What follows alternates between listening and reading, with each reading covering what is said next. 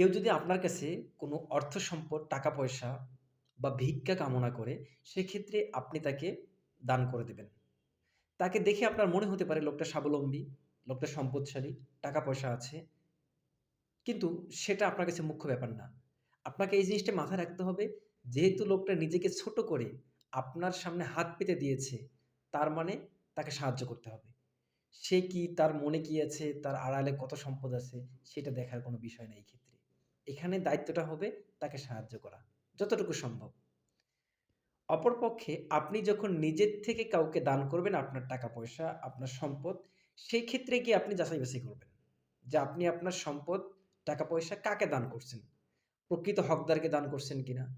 তার আর্থিক সচ্ছলতা কতটুকু? স্বাবলম্বী কিনা? সেক্ষেত্রে আপনি বিচার বিবেচনা করবেন। তাহলে যে ব্যক্তি আপনার কাছে চাইবে, তাকে আপনি দেবেন। এটাই হবে নৈতিক দায়িত্ব।